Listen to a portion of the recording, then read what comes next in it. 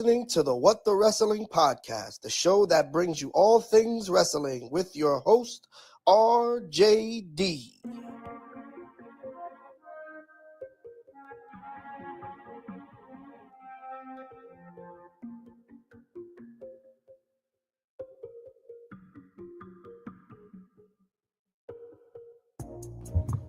Oh, you already know what time it is. Tiger uppercut. SummerSlam is upon us, everybody. Finish him. And I can't wait. I think it's going to be fantastic. What a time to be alive and to be a wrestling fan. Welcome, everyone, to What the Wrestling, the show that brings you all things wrestling. I am your host. It's I, RJD, here. Welcome. Hope everybody's having themselves a good old day. It's been very wet in the Northeast. Nope. Trash. Mad trash. Very wet in the Northeast. First day of August.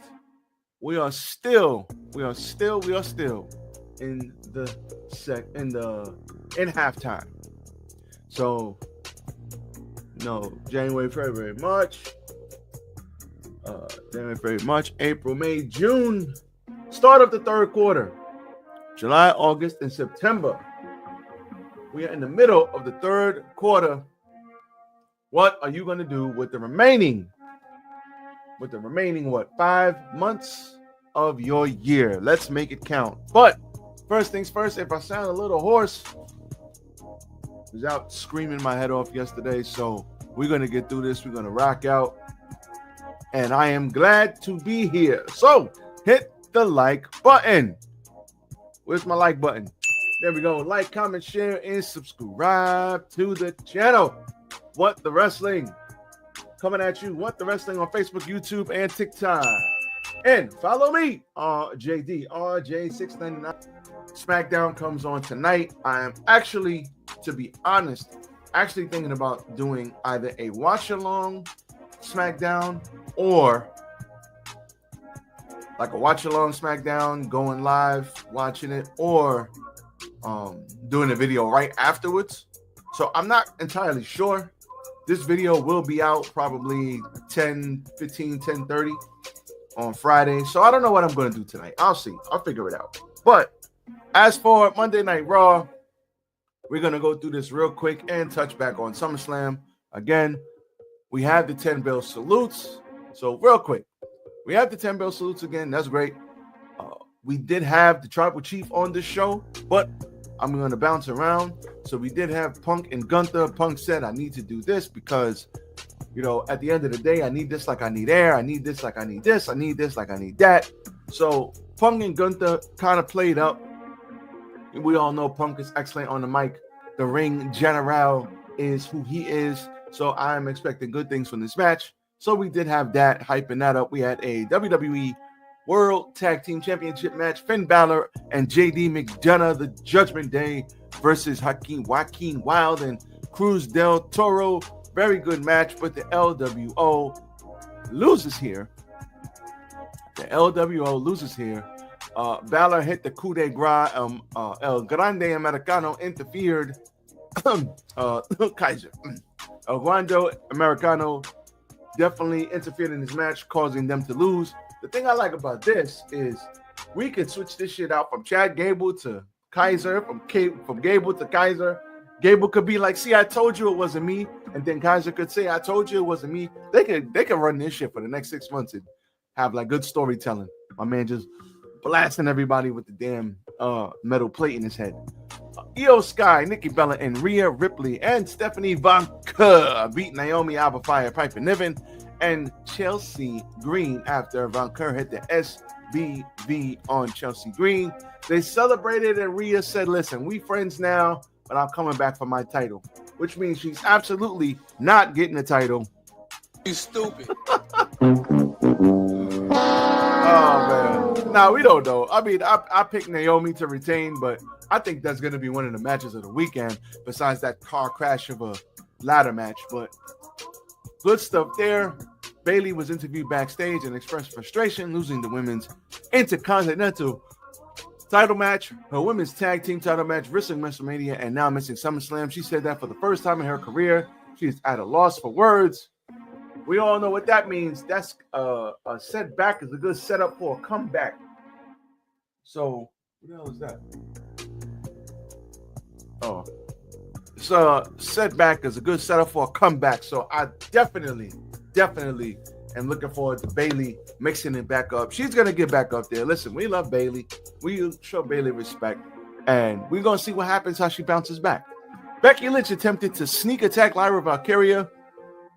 Lynch's music hit during a promo, and when she did not come down. She spun around and caught her trying to attempt sneak attack. She was whacking her with the wrong end of the kendo stick, and then Lynch escaped from the ring. Sheamus beat Grayson Waller. After the bro kick, Rusev attacked Sheamus before putting him in the accolade. I don't know what's going on with Rusev, man. The crowd is just not really fucking with him, and I don't know why. Nope. But we like Rusev. We like Rusev Day. We like Miro. We like the Redeemer. So I want to see some Redeemer promos. I don't know. I don't know if he could still use that, but I want to see some Redeemer promos and build this guy up. Rusev is too damn good to be, effed up out here. AJ Styles, Kairi Sane, and Asuka beat Dominic Mysterio, Raquel Rodriguez, and Roxanne Perez. Shout out to Kairi Sane for doing the AJ Styles hit it with the pole vault. She looked scared as hell, but they executed that to perfection. That was awesome. And once again, they opened the bell with the 10-bell salute. And the main event of the show, we had Jey Uso beating Bronson Reed via disqualification because we had a running choo-choo train called Braun Breaker who speared the hell out of him. Roman Reigns caught the spear. Another tsunami. After that, this dude speared both of them through the barricade. Braun Breaker, man, that guy right there. Speared both of them through the barricade, and then freaking Bronson Reed took his J's. Nope. I felt like I was back in middle school and people were getting robbed for their Jordans. I don't understand. What are we doing? Oh my God! Give me them J's, boy. Give me them J's. Oh man. Shout out to my childhood. Everybody was getting robbed for their J's back then. But I really, really hope. Now, we know how WWE does things. Nope. WWE, if the heels stand tall, there is absolutely negative 20,000 chance that the heels are going to win the next day on a big show. It's just how WWE does things. They very rarely, if ever, don't do it that way. And unfortunately, I want Braun Breaker and Bronson Reed to win this match. Keep the momentum going. Keep that smoke, that aura about these guys on point. Roman's going to shoot a movie. Jay could take a loss. I want them to do the right thing and make Braun Breaker and Bronson Reed badass MFers. And if you really had the cojones, you'd pin the tribal chief. I mean, listen, he could get his win back after the movie. I'm cool with that. But you want to talk about momentum? If you want these guys to have some momentum, let them spear and tsunami the shit out of Roman and say, this is, big dog, this is how he used to be the big dog. My yard now. Tsunami after tsunami, spear after spear. The young guys got it now. Woo, if they really had the balls, but they ain't going to do it. They ain't going to do it. Nope. But in all seriousness, that'd be dope if they did, but WWE doesn't do things like that, so I highly doubt that they're going to win that match. So that was your Monday Night Raw. Loved it. Loved parts of it. It was all good. AEW, let's move it right along. Give me a hell yeah. I said give me a hell yeah. So AEW. AEW was a weird show. I am very, very glad we are done with this Death Rider shit with Hangman. He's probably gonna move on to Darby, fresh off of conquering Mount Everest. And yeah, I'm really not feeling this. A lot of things I didn't like on the show. Not like that it was bad. It was just meh. So I don't know what I was expecting, but I don't know. I coming out of All In, AEW is missing something. What? I don't know what, but it's missing something.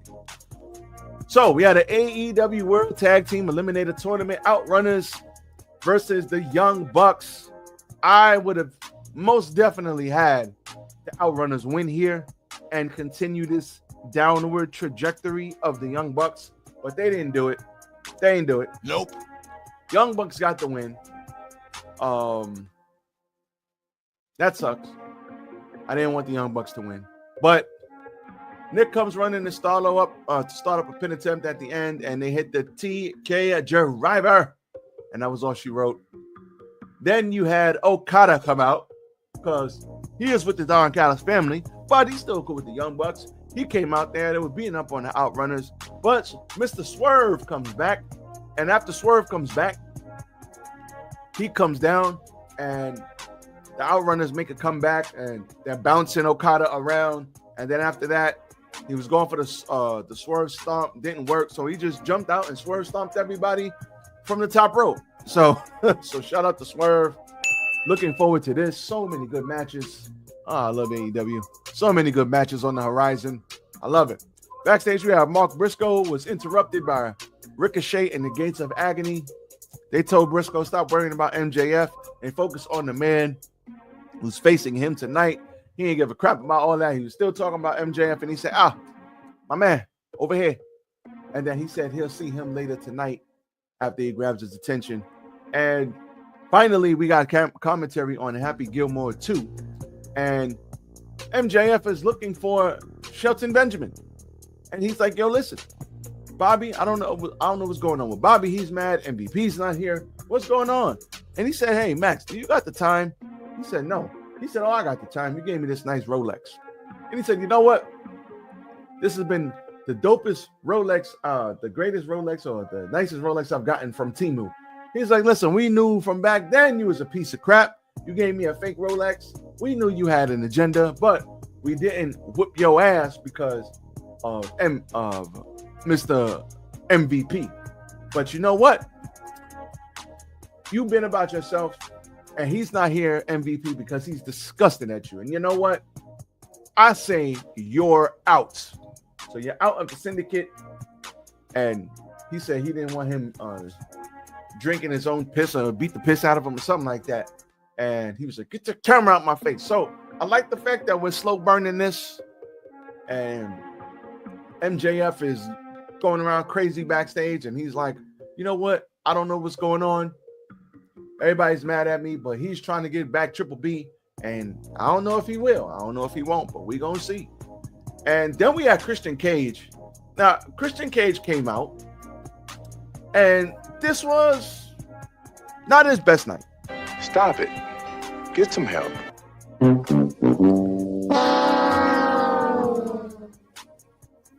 Now, Christian Cage is a vet. He knows what he's doing. Absolutely amazing run he's going on. But we all have a bad night, man. It happens to us all. And this was a rough-looking promo.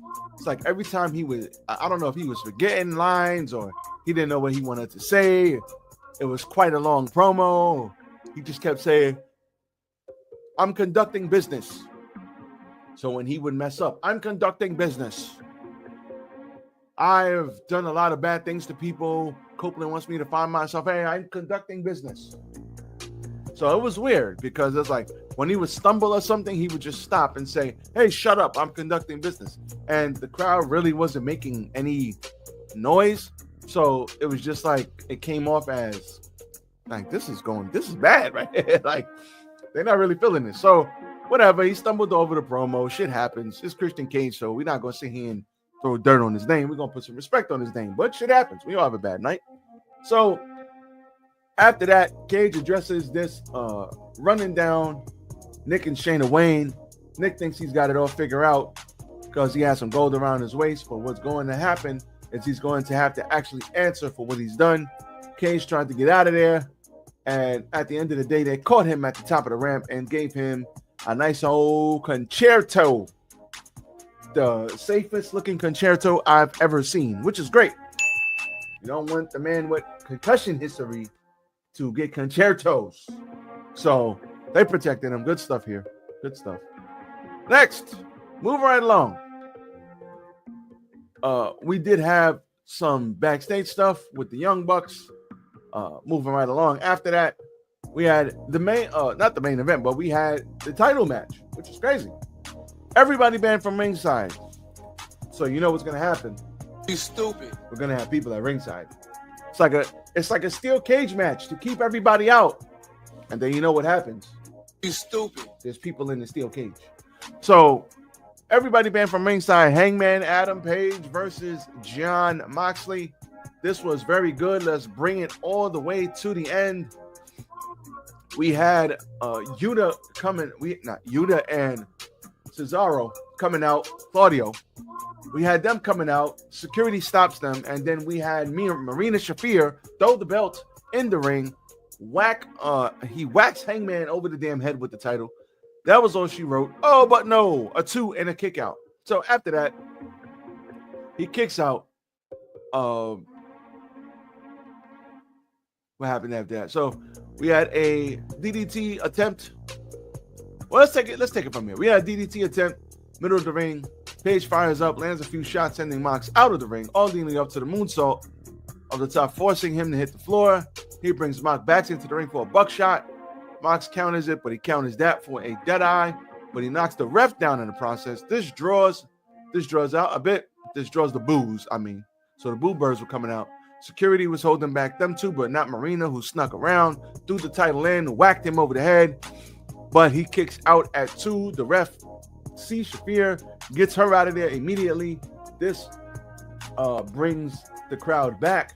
And then as the Death Riders tried to leave, Darby Allin catches everybody with a dive from the top rope. They caught him, but he kind of jumped over everybody, and the security guys caught him. So that was pretty cool. So after that distraction to Mr. Moxley, he got hit with a buckshot, but Mox goes for the sleeper. He turns it into a deadeye, and then Hangman lands another buckshot for good measure to retain the title. So Page wins, thank God. Give me a hell yeah. Because if Page would have lost this damn title, and never know with Tony Khan, you never know. Tony Khan be doing some weirdo stuff sometimes. But he wins he keeps the damn title. Everything is okay. Everything is good. Thank the Lord. And then we move on. So we have a TNT Championship video package with Dustin Rhodes against Kyle Fletcher in a street fight. I don't know if Kyle Fletcher wins it there, but Kyle Fletcher is definitely getting that title. It's coming. Then we had Timeless Tony Storm and Alex Windsor versus the Ring of Honor champion Athena and Billy Starks. Now, Athena and Billy Starks get the win here. We have a German suplex to Billy in the corner, setting up the hip attack, but Athena sneaks in a blind tag, and then Athena catches Storm with the O-face. That's what her finish is called. The O-face, the top rope stunner, which looks absolutely fantastic, and she gets the win. So Stark sends Windsor up the barricade on her way, while Athena tells Storm it's only a matter of time before she gets the title. Backstage, we hear from Hangman Page, who was quickly interrupted by MJF, who's upset about Page now wanting to defend his title against him unless he executes his contract. He brings up Swerve Strickland to rile up the champ, but this gets turned around on him when Hangman tells him that if he wants to go after the title, he needs to face and beat Mark Briscoe, a man that he's respected for over a decade. MJF just scoffs at it and walks away, and they go to a commercial break. Ricochet and Mark Briscoe is up next. We did hear from Willow, who fought on Collision, I guess. Tequila. I don't really watch Collision, so I don't know what happened there. I'll find out later. Ricochet and Mark Briscoe, they had themselves a good old-fashioned dust-up. Brody King and Bandito had enough of the Gates of Agony's involvement, so they came rushing down to deal with them. They got a tag team eliminator match that takes place on Collision. So Briscoe hits a series of strikes on Ricochet, only to set Ricochet up for the Jay Driller. He gets away, takes a lariat instead, but he reverses another move and finally hits the Jay Driller for the win. Briscoe has no time to celebrate here because grabbing the mic, he called out MJF for bringing up his brother's name. Now, once, not twice. I said Tice. Twice. He says he's never felt like this, recognizing that his brother is up in heaven chilling in that mansion, but he may never be forgiven for what he's going to do for MJF. He's worried, so he tells MJF to make this his day to give him the match right here, right now. MJF comes out and says, no. He tells Briscoe he's not dumb enough to go out there, and he knows that Briscoe seemed to drop the comedy for a minute, but that isn't enough for MJF. So he calls him Seabiscuit again, and he doesn't deserve a shot at the title. But after this little video package, MJF rushes behind him, beats him up. Mark goes for the Jay Driller, but MJF manages to get out of there, and he ran up the goddamn ramp. He took off and took flight. So he ran up, and the crowd was calling him a coward, and this is how it goes off the air. So Dynamite was okay. We had some good stuff. We got Ricochet. We got the Ricochet Mark Briscoe stuff. Again, these two have fought a lot recently. We have MJF, the Hurt Syndicate, saying F you, you're out. MJF wants Triple B, he has to fight Hangman. So we got a lot going on, but I just think it could have been better. I don't know. It was just missing something for me today. Not the worst show, but just missing a little something. But as for me, that's all I got for you guys today. Might do the SmackDown watch along. This is going to come out around 10:30-ish. Might do the SmackDown watch along, or I might just review SmackDown after SmackDown. I'm not sure. It's the go home show, so hopefully they give us something, and we will see what happens. But I am very much looking forward to SummerSlam Night 1 and Night 2. So with that being said, I'm out. I'll catch y'all on the next one. Everybody be safe out there. RJD here. I am out.